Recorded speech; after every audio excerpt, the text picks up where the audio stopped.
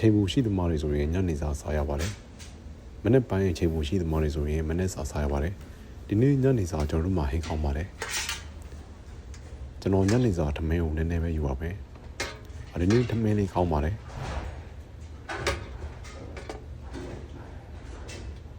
ကျွန်တော်ဟင်းချိုလေးအရင်ခတ်ပါမယ်ကျွန်တော်ထမင်းပေါင်းလေးကိုပြန်ပိတ်ပါမယ်ဒီနေ့ကျွေးတဲ့ဟင်းချိုလေးကတော့တိုဖူးကိုချစ်ဦးလေးနဲ့ချစ်ထားတဲ့ဟင်းချိုလေးပေါ့ဟင်းချိုကြိုက်တဲ့လောက်ယူလို့ရပါတယ်တော်တော်များများတော့ဟင်းချိုမတောက်ကြပါဘူးကျွန်တော်တော့တောက်ဖြစ်ပါတယ်ဒီမှာပါကျွန်တော်အများကြီးပါလာတဲ့ဟာအကုန်လုံးထည့်လိုက်ပါမယ်ပြီးဒီနေ့အမဲသားဟင်းလေးကျွေးပါတယ်အမဲသားကိုကော်ပီထုတ်ရင်မုံလောက်ဦးနေနေချစ်ထားတာပါအဲမှာဆိုငှုပ်တီချောင်းလေးနဲ့ပါပါတယ်ကိုရီးယားမှာအမဲသားချင်းရင်အခုလိုမျိုးဟင်းချစ်တော့များပါတယ်ချိုချိုလေးနေပါတယ်ကျွန်တော်ဒီမှာတမင်းပုံမှာပုံထားတဲ့အမဲသားကိုထမင်းနဲ့ရောပြီးတော့စောင်းပါပါနေပြီးတော့စောင်းပါပါမုံလောက်ဦးချိန်လေးပါ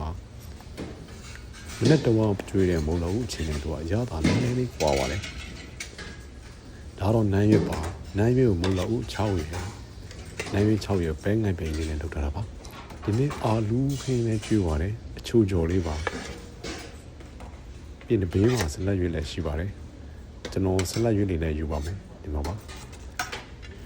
တော့ဆလတ်ရွက်နဲ့စားလို့ရတဲ့ sauce ကတော့နည်းနည်းပဲကျန်ပါပြီကျွန်တော်နည်းနည်းပဲထည့်ပါမယ်ကျွန်တော်စားနေကြဝိုင်းလေးကိုသွားလိုက်ပါမယ်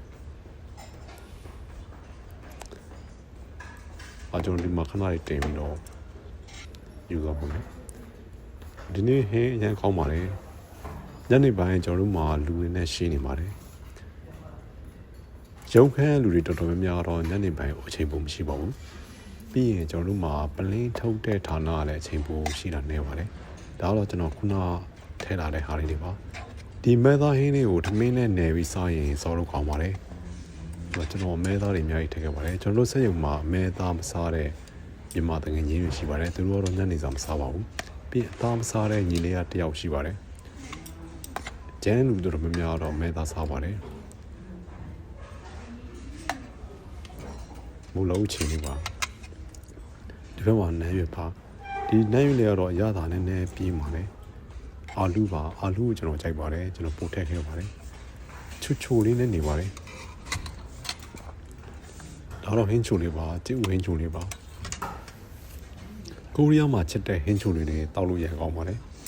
ပြီးရင်သူတို့တိုဖူးတို့ပဲပြောတို့အရင်စားကြပါတယ်အလိုပဲထမင်းစားကြပါဦးဒါတော့ကျွန်တော်တို့စိတ်မှာကြွေးတယ်ညနေစာပါ